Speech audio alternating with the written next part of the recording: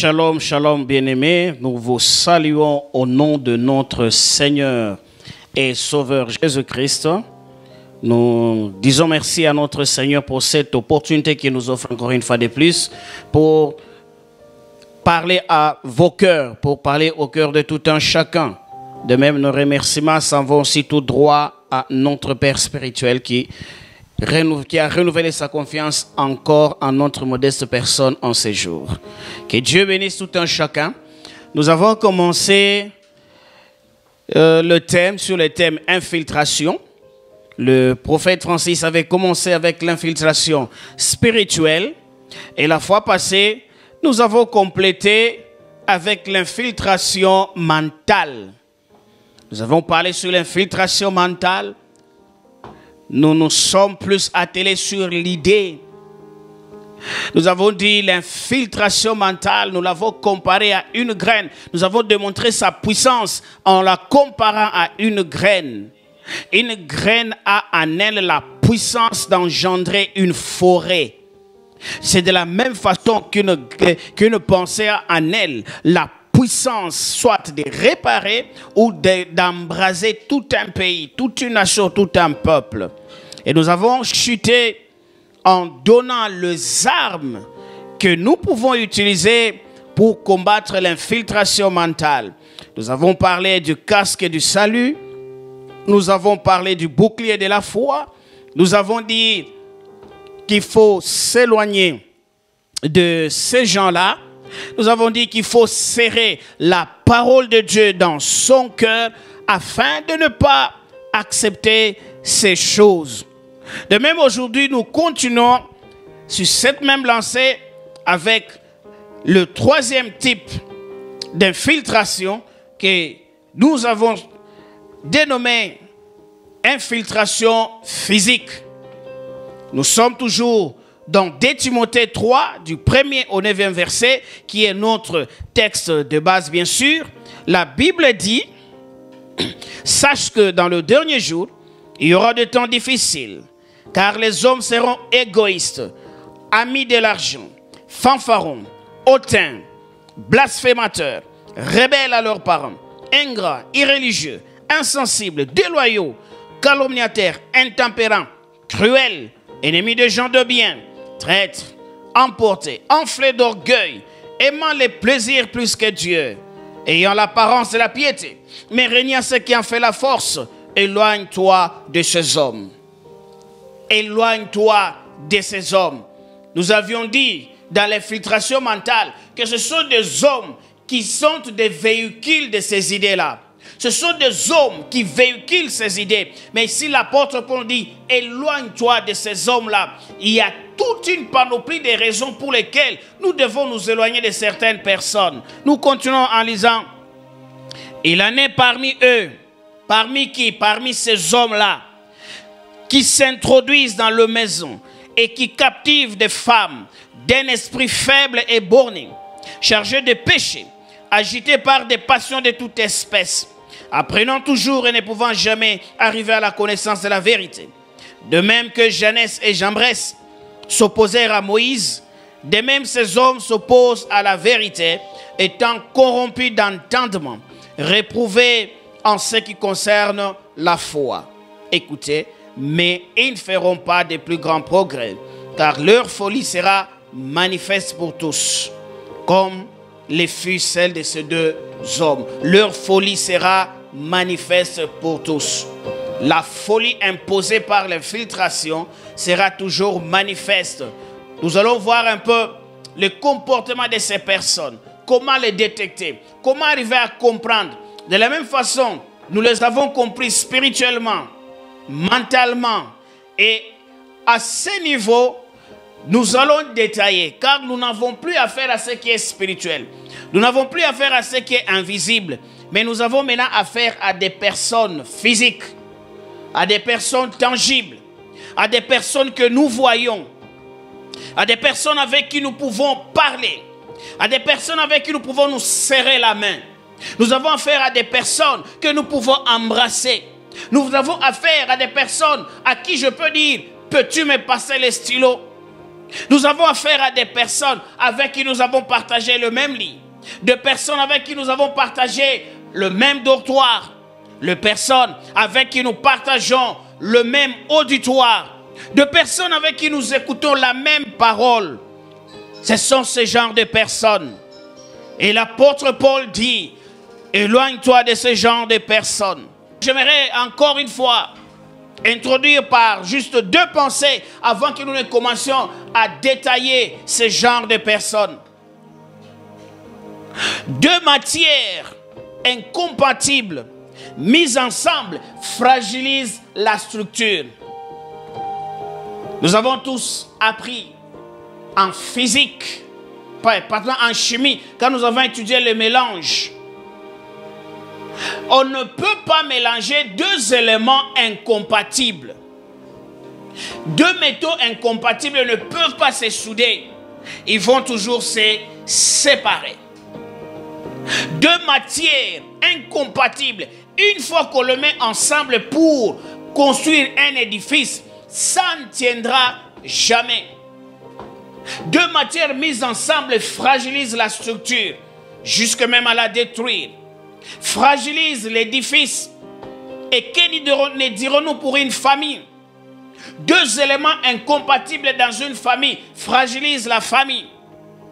2 éléments incompatibles dans une communauté fragilisent la communauté, fragilisent l'église, fragilisent le diaconat, fragilisent l'anciennat, fragilisent le sacerdoce. Si aujourd'hui il y a trop de plaintes sur le sacerdoce, c'est parce que dans le sacerdoce, il y a un mélange, il y a des éléments incompatibles. La sainteté et l'impureté sont 2 éléments incompatibles qui ne peuvent pas rester ensemble. Lorsqu'ils sont ensemble, ils fragilisent la structure. Ils fragilisent les enseignements. Ils fragilisent la doctrine. Ils fragilisent la vérité.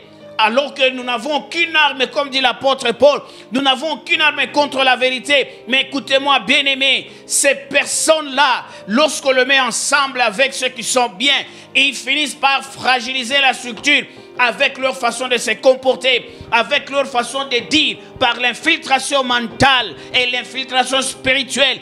Ils fragilisent la structure. Bien-aimés, on ne peut pas mettre ensemble 2 matières incompatibles. Alléluia. Et la deuxième pensée, l'infiltration fait perdre à la structure son efficacité, sa solidité, sa rigidité.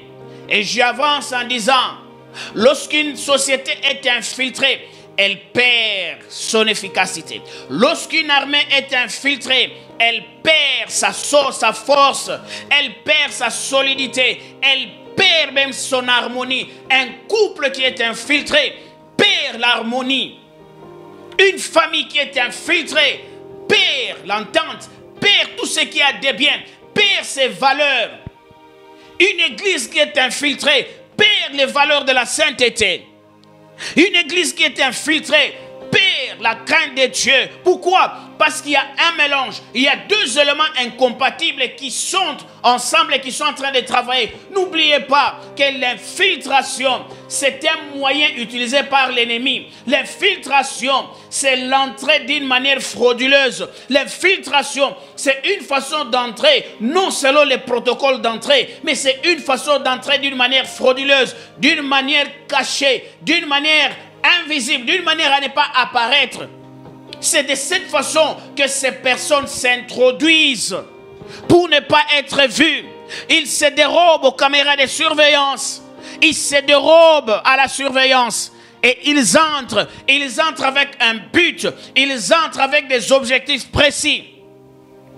L'infiltration fait perdre à une structure sa rigidité, mais une structure est solide et rigide, c'est lorsqu'il est constitué des éléments compatibles. Lorsqu'on prend les ciments mélangés avec de la caillasse, oh là nous avons une structure solide. Mais lorsque vous prenez du ciment mélangé je ne sais avec quel élément, vous finirez par payer les prix. C'est comme ça qu'il y a de bâtiments qui tombent, de bâtiments de 6-7 étages qui tombent, parce que le mélange n'a pas été bien fait. Le mélange n'a pas été constitué selon les normes. L'ennemi veut qu'il y ait de mélange afin que vous perdiez la solidité de votre communauté. Que vous perdiez l'harmonie dans votre couple, l'harmonie dans votre département, l'harmonie dans votre entreprise. Et là, nous avons dit, l'infiltration mentale est véhiculée par deux hommes que nous pouvons voir, deux hommes que nous pouvons toucher, deux hommes avec qui nous partageons certaines idées, deux personnes. Alors nous devons apprendre à détecter ces personnes-là. Nous devons apprendre à les découvrir afin de les arrêter net. Parce que c'est d'une manière frauduleuse que ces personnes entrent. C'est d'une manière frauduleuse, d'une manière cachée qu'ils viennent afin d'opérer pour leur maître. Car nous avions dit, derrière l'infiltration mentale qui se fait par des idées, il y a le maître de l'idée. Alors ces personnes-là, qui sont des ingrats, des déloyaux, des calomniateurs, des intempérants, des rebelles, ces hommes-là qui apportent de nouvelles doctrines, alors que l'apôtre Paul lui-même dira, même si moi-même je revenais sur l'enseignement que je vous ai donné, que je sois anathème, même si c'est un ange qui venait vous donner un autre évangile que celui donné par les apôtres, qu'il soit anathème. Mais ces personnes-là, ces vertus à donner de paroles, à donner un évangile qui est contraire. Et si nous allons dans la société, il s'évertue à donner des idées destructrices, des idées contre nature. Si aujourd'hui, vous avez des constitutions qui ont accepté l'homosexualité, c'est à cause de la présence de certaines personnes qui ont véhiculé ce genre de pensées. Et ça finit par être accepté par tout le monde. Et aujourd'hui, on nous oblige à les accepter. Alors que c'est contre nature. Qui sont ces personnes? Comment les détecter afin de les arrêter? Ce sont des personnes qui exécutent le plan satanique. Parce que nous avons dit, ce sont des idées qui viennent pour détruire, non pour construire. Ce sont des idées qui viennent pour vous fragiliser et qui sont véhiculées. Parce que l'idée ne passe pas d'une personne à une autre par elle-même, mais elle passe d'une personne à une autre par le moyen d'une personne. Elle est en train de se véhiculer dans une société au moyen des personnes physiques. C'est la personne qui est au micro qui parle et qui transmet. Et l'autre reçoit que de professeurs qui disent Dieu n'existe pas. Au fait, cette personne est utilisée comme canal pour faire passer un message. Donc nous avons affaire à des personnes. Alors nous devons savoir identifier ces gens. Ce sont des personnes qui véhiculent ou qui exécutent de plans sataniques. Le Seigneur Jésus a dit, l'ennemi ne vient que pour égorger, détruire et voler. Mais lui, il est venu pour que les brebis aient la vie et qu'elle ait en abondance. Et lorsque nous écoutons ces paroles, égorger, voler, détruire, ce sont les caractéristiques véhiculées par ces gens.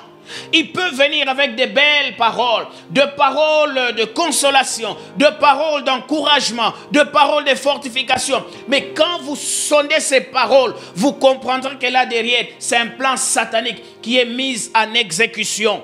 Et eux sont des véhicules. Et eux sont ces personnes-là qui ont transporté ces paroles et qui viennent les déposer auprès de vous. Voilà pourquoi Paul dit, si quelqu'un vous amène un autre évangile que ce que moi je vous ai dit, qu'il soit anathème. Si quelqu'un vous amène d'autres principes qui ne sont pas fondés sur les enseignements des apôtres et des prophètes, qu'il soit anathème. Ne le recevez pas. Tournez-lui les dos. Fouillez-les comme la peste. Fouillez-les comme Covid-19. Fouillez-les comme du feu en train d'embraser une maison. Ne les acceptez pas. Ce sont des païens au milieu de nous. Des personnes qui ont un comportement païen. Parce qu'il y a une différence entre le comportement d'un chrétien et le comportement d'un païen. Nous sommes, comment je peux dire, identifiés par des caractéristiques qui sont communes à chaque communauté, si je puis le dire.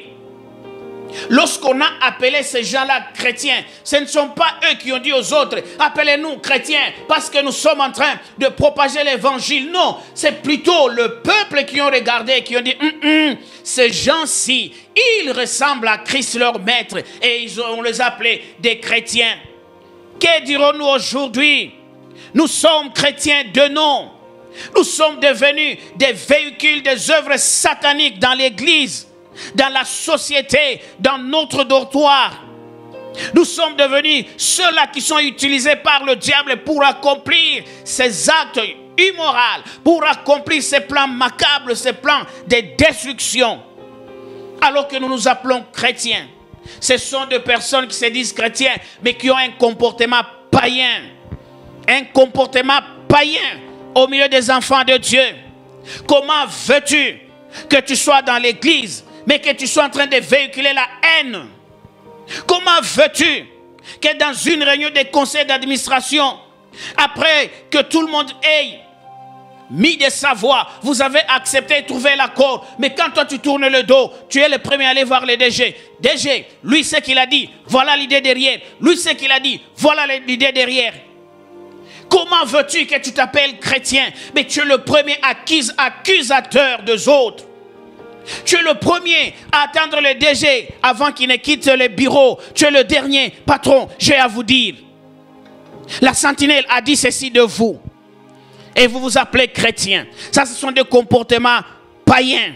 Païens, je le répète, païens. C'est mieux de vivre dans le monde et de trouver la récompense du monde que de faire semblant. Mais au dernier jour, tu auras la récompense du monde parce que le Christ sait nous voir. Qui sont ces gens? Ce sont des personnes qui vivent dans le monde, mais qui se font appeler chrétiens. C'est des gens qui vivent selon les lois du monde, selon les principes du monde. Voilà pourquoi l'apôtre dit, ce sont des personnes aimant les plaisirs plus que Dieu. Ils aiment quel plaisir? Les plaisirs de la chair. Les plaisirs des choses qui font plaisir à la chair. Alors que la Bible dit, la chair, l'amour de la chair est inimitié contre Dieu. Mais eux, ils aiment les plaisirs plus que Dieu.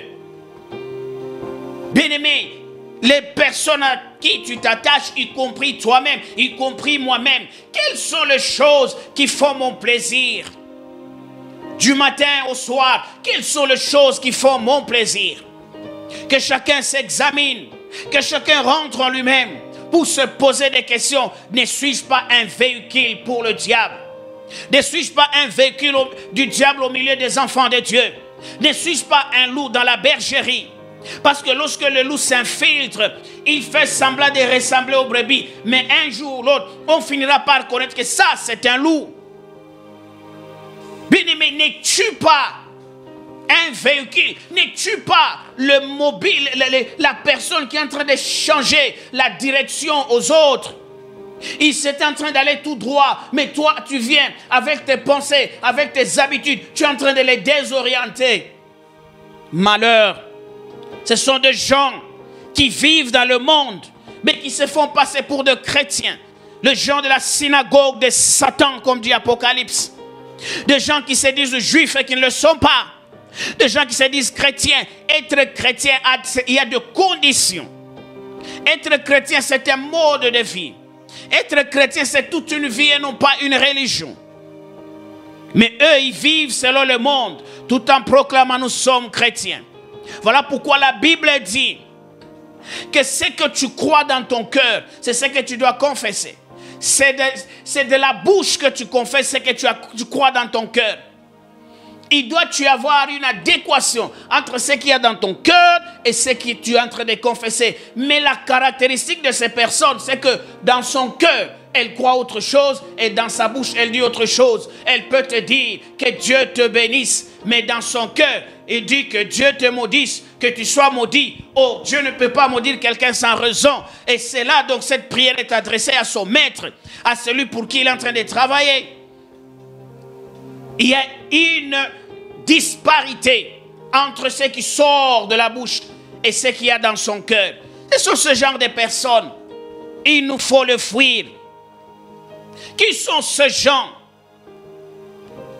qui nous infiltrent physiquement, qui s'approchent de nous, qui entrent dans notre cercle, qui entrent dans notre vie privée? Ce sont des personnes dont la conscience est corrompue. Ce sont des personnes dont la conscience est effacée. Des personnes transformées en volcans, destructeurs. Des personnes transformées en fournaises, chauffées 14 fois pour enflammer les communautés, enflammer les familles, enflammer les amitiés, enflammer les personnes afin de les séparer, de les détruire. La fournaise de Nebuchadnezzar a été chauffée 7 fois. Mais ici je dis, ce sont des gens qui sont des fournaises enflammées ou chauffées 14 fois pour causer plus de destruction. Oh, qui sont ces personnes, bien-aimées? Nous partageons avec eux, mais ils ne sont pas de nous. Nous partageons tout avec eux, mais ils n'ont rien en commun. Nous n'avons rien en commun. Parce qu'ils servent d'autres intérêts. Ils veulent simplement détruire. Des gens qui ont effacé leur conscience. La conscience, c'est cette petite voix qui nous dit, comme nous l'avons appris à l'école, c'est la petite voix qui nous dit ce qui est bon et ce qui n'est pas bon. Mais ce sont des personnes qui n'arrivent plus à distinguer le mal et le bien. Ce sont des personnes qui déroutent les autres. Ce sont des personnes qui induisent les autres en erreur. Qui sont ces personnes? Écoutons ce que dit Éphésiens, le chapitre 5. Nous lisons à partir du 10e verset. Examinez ce qui est agréable au Seigneur et ne prenez point part aux œuvres infructueuses des ténèbres, mais plutôt condamnez-les. Car il est honteux, il est honteux de dire ce qu'ils font en secret.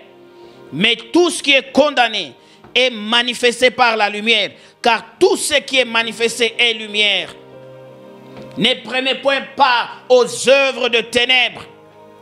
Ne prenez point part aux œuvres mortes de la chair, mais plutôt condamnez-les. Qui sont ces gens? Ce sont des gens qui ne condamnent pas les œuvres de ténèbres. Ce sont des gens qui trouvent des excuses aux œuvres de ténèbres. Ce sont des gens qui trouvent des alibis pour dire que non, ça peut passer. Lorsque nous parlons, nous sommes collègues de service. Quelque chose de la corruption qui arrive. Mais lui peut toujours trouver un alibi pour me convaincre. Non, frère, non, je sais que tu es frère, je sais que tu pries. Mais ici, il ne s'agit pas de vol. C'est tout simplement telle chose. Il essaye d'habiller cela. Il essaye d'amoindrir le mot. Il essaye de parler avec une autre assurance, avec un très bon ton. Qui sont ces personnes qui nous infiltrent physiquement? Ce sont des personnes qui pactisent avec le ténèbre tout en se disant je suis avec vous. Ce sont des personnes qui nous poignardent derrière le dos. Ce sont des personnes, nous les saluons, mais derrière il a un couteau. Avec la main droite il te salue, mais avec la main gauche il a un couteau. Qui sont ces gens? Ce sont des gens avec qui vous avancez, mais eux, ils tiennent derrière, ils ont des idées comment vous abattre, comment vous détruire, comment vous détourner du droit chemin. Ce sont là les personnes que le diable utilise pour nous infiltrer physiquement. Qui sont ces personnes? Ce sont des personnes qui ont toujours quelque chose à redire sur ce que les autres ont dit. Ce sont des personnes qui ont toujours des remarques, toujours des suggestions, mais qui en réalité ne construisent pas. Au départ, ça peut sembler construire. Au départ, ça peut sembler bon.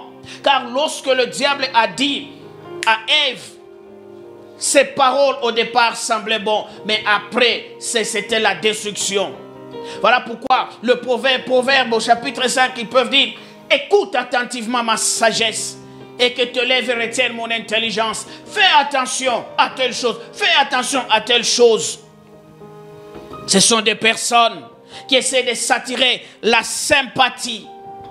À l'exemple d'Absalom, il avait un mauvais plan.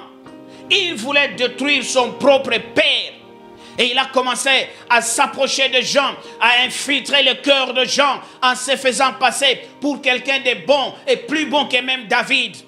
En donnant des jugements mauvais, en donnant des jugements penchés, des jugements intentionnels, en donnant raison à ceux qui avaient tort, en donnant des jugements inadaptés, afin d'infiltrer ces gens. Et ce sont ces gens qui l'ont accepté. Qui sont ces gens? Ces gens, ce sont des gens qui se font toujours passer pour victimes, même lorsque les évidences sont établies. Il a été établi que tu as volé. Il a été établi que tu as menti. Mais tu te fais quand même passer pour être victime. Je suis quelqu'un qui vit dans la vérité. Je n'ai jamais menti.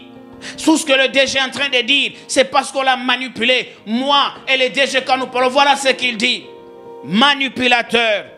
Ce sont des gens qui s'attirent la sympathie. Des gens qui se font passer pour victimes. Même lorsque les évidences sont établies. Fouillez ces gens. Fouillez ces gens. Fouillez-le. Qui sont ces gens? Ce sont des personnes habitées par un esprit qui les rend dominateurs. Alléluia. Qui sont ces gens? Ce sont des gens habités par un esprit qui les rend dominateurs. Lorsque l'Éternel parle d'un dominateur, il dit, je lèverai au milieu de mon peuple un dominateur, il dominera sur eux. Et le proverbe dit, lorsque les justes règnent, le peuple est dans la joie. Mais lorsque c'est un injuste qui règne, le peuple est dans les malheurs. Quand l'Éternel élève un dominateur, le peuple est dans la joie. Parce qu'il règne selon le principe de Dieu. Il règne selon les conseils de Dieu. Mais lorsque de l'autre côté, il y a un dominateur qui est élevé par les puissances de ténèbres, un dominateur qui est élevé par les puissances occultes, par les puissances maléfiques, il est ingénieux au mal. Écoutez bien cette parole.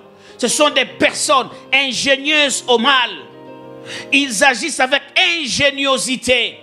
Ils agissent avec minutie. Ils agissent avec intelligence pour convaincre plus d'un. Bien-aimé, le diable a agi de la même façon au ciel. Il a convaincu les anges par des artifices malicieux, par des paroles flatteuses, par un comportement inadapté à la sainteté. Et il a enrôlé les tiers des anges avec qui il est parti. Qui sont ces personnes? Je le répète, ce sont des personnes habitées par un esprit qui les rend dominateurs. Un dominateur, c'est quelqu'un qui est très convaincant. C'est quelqu'un qui a la bouche. C'est quelqu'un qui a la verbe. C'est quelqu'un qui sait parler afin de convaincre. Oh, que de gens, quand nous allons sur Internet, il y a des gens qui ont 6 millions de vues. Mais quand vous suivez ce qu'elle dit, ce sont des bêtises, des bêtises et des bêtises. Quand nous allons encore quelque part, il y a des gens qui convainquent les autres. Oh, malheur, malheur. Les dominateurs, ce sont des gens autoritaires, mais dans le mal. Des gens qui convainquent les autres, pas pour le bien, mais pour le mal. Les Christ amener la conviction pour que les gens se dirigent vers Dieu. Mais les dominateurs dont je parle ici, dans l'infiltration physique, ce sont des personnes imposantes. Que des personnes qui sont simplement victimes de la manipulation, victimes de l'autoritarisme du dominateur. Bien-aimés, comprenons ces choses. Alors nous saurons comment agir devant ce genre de personnes. Ce sont des personnes aujourd'hui dans notre français, nous pouvons dire, oh non, il est cool, il est très cool, oh il est très compréhensif, non mon oncle ici il est très moderne. Sa modernité là a comme objectif de t'amener loin de Dieu. Non mon oncle ici il est très compréhensif, oh yaza oncle abajene a comme mayo na libungi. Alléluia.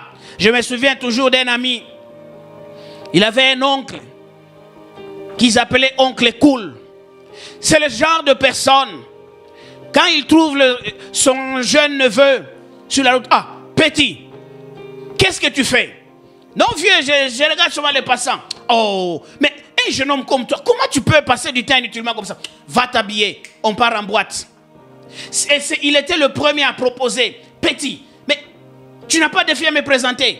Si c'est l'argent, moi j'ai de l'argent à te donner, je vais te payer l'hôtel, $50 et puis un autre 50, tu vas t'acheter telle chose. Tous les jeunes aimaient bien cet oncle. Quand il arrive, il pouvait dépenser $1000 comme ça. Petit, allez vous distraire. Oh bien-aimé, le jour que cet homme est passé par la délivrance, c'est ce jour qu'il a compris que le jeune oncle-là qui était cool, l'oncle des jeunes, l'oncle-là qui faisait plaisir, au fait derrière, il y avait une pensée mauvaise. Derrière, il est en train de tirer la force de ces gens-là. Derrière, son objectif était de les conduire dans la perdition. Les dominateurs. L'objectif était de les dominer mentalement, de les dominer spirituellement et de les conditionner physiquement. Les dominateurs, ils s'imposent sur vous. Il y a des gens, oh j'ai parlé une fois avec une fille, elle me dit non papa, j'ai un amant avec qui je communique par, je ne l'ai jamais vu, mais je communique avec lui par téléphone, j'ai fait tout ce qu'il me dit.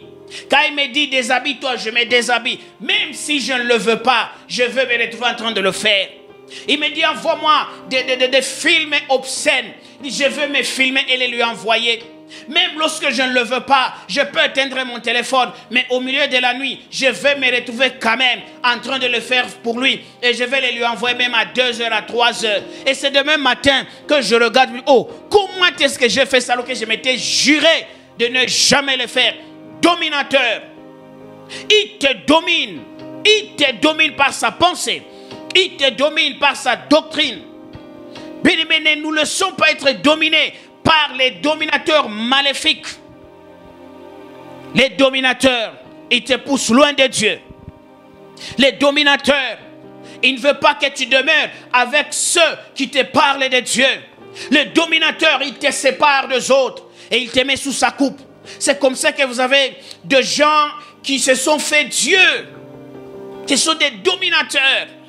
Lorsqu'on parle de ces suicides collectifs en Amérique, ce sont des gens, des dominateurs qui ont séparé les membres de leur famille en leur disant, moi je suis, venez auprès de moi, vous aurez ceci. Mais ils n'ont jamais eu ce qu'ils leur avaient promis.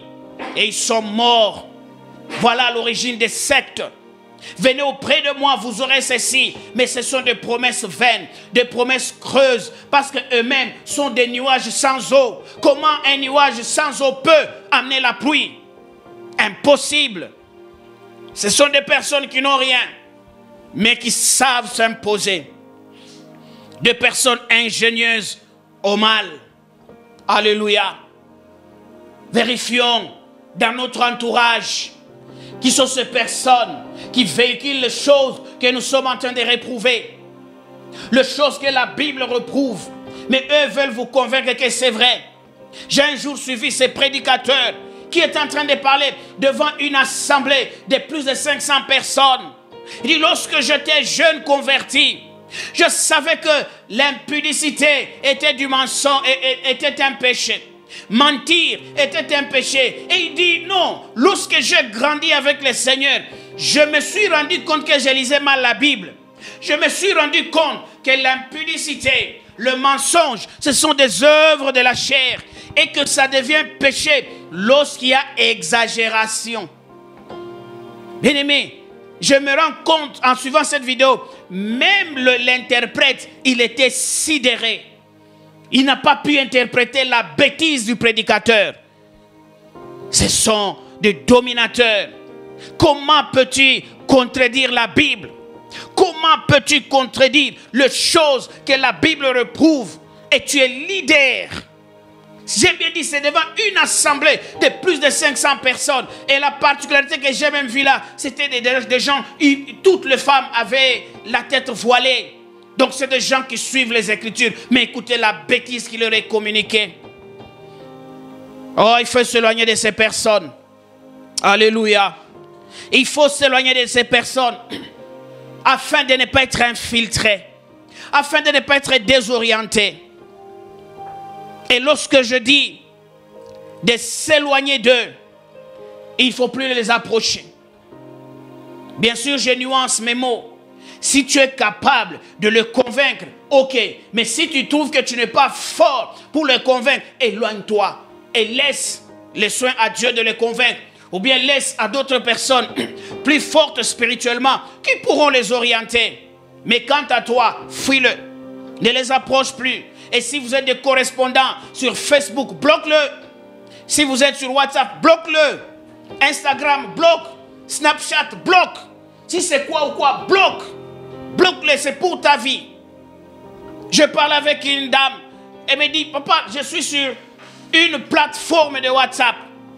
Tous les jours, on nous envoie des images obscènes. Et on nous explique que c'est comme ça qu'on apprend à faire de l'amour. Et je lui ai posé la question. Et après avoir regardé ça, tu n'es pas marié, qu'est-ce que tu fais? Je me masturbe. Voilà comment on est en train de désorienter les gens. Et c'est quelqu'un qui prie et qui prie. Lorsque tu ne verras pas le promesse de Dieu s'accomplir, qui est-ce que tu vas blâmer? Tu vas te blâmer toi-même. Fuis ce gens-là. Quitte ce genre de groupe. Quitte ces groupes WhatsApp où on véhicule des bêtises, où on véhicule des choses qui ne donnent pas gloire à Dieu. Quitte-les. Pourquoi tu le gardes? Pourquoi tu continues à demeurer là-dedans, bien-aimé? L'infiltration physique, c'est fait par des gens que nous connaissons. Ce sont des gens avec qui je corresponds. Ce sont des gens, je le vois, je le connais. Mais attention, tu le connais, mais tu ne connais pas la motivation qu'il y a derrière lui. Alléluia. Et si ces gens ne se répandent pas, j'aimerais encore le dire, voici ce qui peut leur arriver. Parce que la seule chose que Dieu veut de chacun de nous, c'est répandre et qu'ils vivent la grâce de Dieu. Mais si ces gens-là ne se répandent pas, lorsque la grâce de Dieu est en train de les poursuivre, s'ils ne se répandent pas, voici un peu ce qui peut leur arriver pour terminer mon propos de ce jour. Lorsque vous voyez Moïse aller devant Pharaon, lors de la première plaie, la Bible ne dit pas que Dieu a endurci Pharaon. Non. Deuxième plaie, non plus. Troisième plaie, c'est à la quatrième que Dieu a commencé à endurcir les cœurs de Pharaon. Mais durant les premières plaies, c'est lui-même Pharaon qui a endurci son cœur. C'est la chose qui peut arriver à celui qui s'aventure, celui qui continue à se laisser être dominé par le dominateur, par ses infiltrations physiques et qui ne veut pas abandonner. Bien-aimé, à un certain moment, Dieu lui-même va endurcir ton cœur. C'est biblique. À un certain moment, Pharaon disait à Moïse, ok, j'accepte que c'est l'Éternel qui est Dieu. Bon, je vais abandonner. Mais Dieu vient, il endurcit son cœur. Dès que Moïse part, allez, il refait encore la même bêtise. Bien-aimé, à un certain moment, tu vas te fatiguer de ces bêtises. Je veux abandonner. Mais le fait que c'est Dieu maintenant qui s'est retourné contre toi, Dieu est devenu ton ennemi, il va te pousser, il va endurcir ton cœur. Tu auras l'envie de te repentir, mais la repentance c'est répété comme si c'était un mot effacé dans ton dictionnaire. Un mot effacé dans ton vocabulaire. Il ne va plus apparaître. Tu as envie de crier au secours, mais tu as l'impression que la grâce est effacée. Il n'y a que la condamnation qui est devant toi. Faites attention aux conséquences de l'infiltration physique. Et la deuxième des choses, la Bible dit dans 2 Thessaloniciens que Dieu leur envoie un esprit d'égarement. Un esprit d'égarement afin qu'ils s'égarent. C'est Dieu lui-même qui leur envoie ça. Mais avant que Dieu n'en arrive là, il use toujours des miséricordes. Avant que Dieu n'en arrive là, il parle toujours, il interpelle. Il y a un cri qui vient du désert qui te dit, repens-toi, abandonne le mal, tourne-toi, reviens à Dieu. Mais lorsque nous avons pris plaisir à vivre avec ces infiltrations physiques, voici les conséquences qui arrivent. C'est que Dieu lui-même s'emploie à nous envoyer un esprit d'égarement. Et l'esprit d'égarement, lorsqu'il est là, il est en train d'exécuter le mandat de Dieu. Qui d'autre va te faire sortir de ses griffes? Car une force ne répond qu'à une autre force. Une force ne lâche que par la suite d'une pression venant d'une force plus forte qu'elle. Mais qui peut te déraciner? Qui peut t'arracher de la force qui vient d'en haut? Bien-aimé, avant que ce moment n'arrive, repens-toi. Avant que ce moment n'arrive, fuis trop loin. Avant que Dieu lui-même ne t'envoie dans la perdition. J'aimerais que chacun de nous, en ce jour, puisse vérifier autour de toi. Vérifie dans ton téléphone. Vérifie tes collègues d'école. Vérifie tes condisciples, tes collègues de service. Vérifie tes collègues de boulot. Vérifie tes frères, tes soeurs qui sont pour toi des amis à l'église. Vérifie tes amis qui sont pasteurs. Vérifie tes amis qui sont prophètes. Vérifie parmi ces mondes. N'y a-t-il pas de gens qui représentent les caractéristiques que nous avons présentées ici jusqu'à atteindre le niveau du dominateur? N'y a-t-il pas de gens qui te disent, tu peux le faire, Dieu te pardonnera? N'y a-t-il pas de gens qui peuvent te dire, nous sommes à la période de la grâce, on peut tout faire? Infiltration physique. Infiltration physique. Bien-aimé, avant que ne vienne les moments où tu diras, ah, je m'en fous, oh, je m'en vais. Je t'appelle à la repentance en écoutant ce message, bien-aimé. Ne suis pas ces choses qui t'éloignent de Dieu. L'infiltration a comme seul objectif de t'éloigner de Dieu. L'infiltration a comme objectif de t'amener dans la condamnation, de t'amener dans la perdition. Ne les écoute pas. Écoute la voix de l'Éternel. Écoute la voix de Dieu qui crie vers toi. Écoute la voix de l'Éternel. Écoute la voix de ton pasteur. Écoute la voix de ton père spirituel. Écoute la voix de cette maman, aussi vieille qu'elle est, mais elle a la vérité. Écoute la voix de ses frères qui se poumonnent jour et nuit pour te dire des vérités crues, qui crachent sur toi des vérités sans mettre de gants. On t'a appris à les haïr parce qu'ils donnent de vérité comme il faut. Tu as appris à les fuir avant que le soleil ne se couche et que vienne la nuit où il n'y a plus rien à faire, avant que vienne la nuit où la repentance sera impossible, où il n'y aura plus de grâce, avant que ne vienne la nuit. Bien-aimé, même au soir, repens-toi car tu as la possibilité. Ne laisse pas le dominateur se poser sur toi. Ne laisse pas le dominateur t'envoyer loin de Dieu. Ferme toutes les portes. Ferme tes portes à ces personnes physiques. Ferme tes portes à ces gens-là, bien-aimés. Ne leur laisse pas libre accès à ta personne. Ne leur laisse pas le libre accès à tes messageries, à ton téléphone. Ne leur laisse pas libre accès à tes enfants ou à ta famille. Car ils ont un autre objectif. Je te prierai de renouveler ton intelligence afin que tu comprennes ce qui est bon, ce qui est agréable, ce qui est parfait. Et là, tu sauras distinguer que non, l'Ilobo est un embêté, na kondimangwata mukete. Et là, tu comprendras que non, ça ne vient pas de Dieu. Je dois m'en défaire. Oh, je me souviendrai de ce monsieur qui est venu, bien habillé, tiré à 4 épingles, parlant au nom d'une société de communication. Les bureaux où les gens étaient, ils étaient étonnés. Il parlait un très bon français. Il a donné des explications. Nous allons vous offrir des panoplies d'histoire. Mais avant tout, j'aimerais que vous me donniez $250. Remplissez ces formulaires. À cause de son apparence, l'argent est sorti. Mais jusqu'à aujourd'hui, ça fait 20 ans, ils n'ont jamais eu ce qui leur était promis. Pourquoi? Ils se sont fiés à l'apparence. Bien-aimé, fuis ces gens-là. Renouvelle ton intelligence afin de discerner d'où vient le mal, afin de comprendre que ça m'éloigne de Dieu. Ça ne me rapproche pas de Dieu. Ça m'éloigne de la sainteté. Et prie le Seigneur en demandant le discernement et la sensibilité, que tu sois sensible spirituellement, afin de comprendre par avance, lorsque quelqu'un commence à s'approcher de toi, tu comprends déjà, voilà son objectif est celui-ci. Avec l'aide de l'Esprit, parce que Dieu connaît tout, avec l'aide de l'Esprit, il t'aidera à comprendre que non, cette femme qui vient devant moi, voici son but. Cette personne qui vient, voici son objectif. Est-ce que je peux m'allier d'amitié avec elle ou bien je dois fuir comme on fuit la peste ou les Covid-19? Bien-aimé, prie. Prie, demande le discernement au Seigneur. Prie, demande à Dieu de te rendre sensible pour que tu fuis ces gens-là.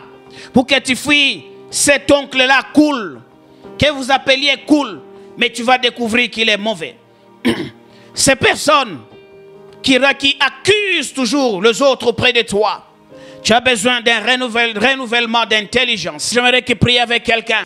Seigneur, en écoutant cette parole, en écoutant cette description, j'ai compris que c'est moi-même. Pardonne-moi parce que j'ai mal influencé les autres. Et toi, tu te dis, Seigneur, en écoutant cette description, j'ai compris que celui-là, il est en train de m'induire en erreur. Seigneur, pardonne. Avant que la nuit ne vienne, écoute cette parole. Avant que la nuit ne vienne, écoute cette parole. La nuit est en train de venir où il n'y aura pas moyen de demander pardon. La nuit est en train de venir où il n'y aura plus rien. Où il n'y aura que le grincement de dents.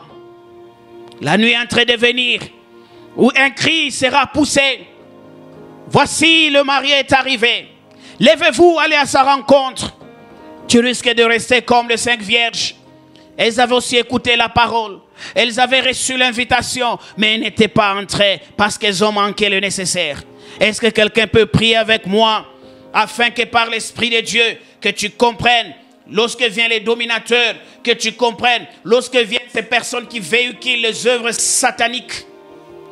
Est-ce que quelqu'un peut prier avec moi pour que le Saint-Esprit le remplisse et l'aide à renouveler son intelligence afin de voir et de voir et de voir le bon et le mauvais, afin de savoir distinguer les livrés et les blés, afin que tu saches distinguer les bons et le faux, que tu saches distinguer celui qui te veut du bien et celui qui te veut du mal. Prions le Seigneur. Oh Dieu, il est impossible, Seigneur, d'être fort lorsqu'il y a le mélange. De communautés s'affaiblissent à cause de mélange. De communautés, Seigneur, traînent le pas à cause de mélange. Que dirons-nous de famille, de couple? Oh, en ce jour, Père, nous te prions au nom de Jésus. Et par la puissance du Saint-Esprit, que chacun soit rendu capable, que la lumière vienne, Seigneur. Que la lumière expose les choses honteuses qu'ils font en secret. Que la lumière expose, Seigneur, ces choses qui aident tes enfants à se perdre. Qu'ils comprennent, qu'ils voient combien ces choses sont mauvaises et dédaigneuses. Et qu'ils reviennent à toi. Esprit de Dieu, tu es le maître qui peut tout. Car le Christ a dit, lorsqu'il viendra, il convaincra le monde du péché, de la justice et du jugement. Qu'il en soit ainsi, Seigneur. Nous te bénissons. Bénis toute personne, Papa, qui écoutera ces messages afin qu'il entre, Papa, en lui-même et qu'il puisse chercher à connaître qu'est-ce qui ne va pas, qu'est-ce qui l'amène loin de Dieu et qu'il sache réparer avec toi avant qu'il ne vienne la nuit, avant que le coq ne chante. Seigneur, merci. Merci à toi qui reviens bientôt nous prendre. Seigneur, merci pour cette espérance infaillible. Cette espérance, Père, de laquelle nous ne nous détacherons sous aucun motif. Cette espérance éternelle à laquelle nous tenons tant, ô Dieu. Rien ne nous départira de cette espérance de ton retour. Merci Seigneur. Oh, gloire à toi Jésus. Oh, merci Seigneur. Que le nom de Jésus soit béni à jamais, au siècle des siècles. Amen.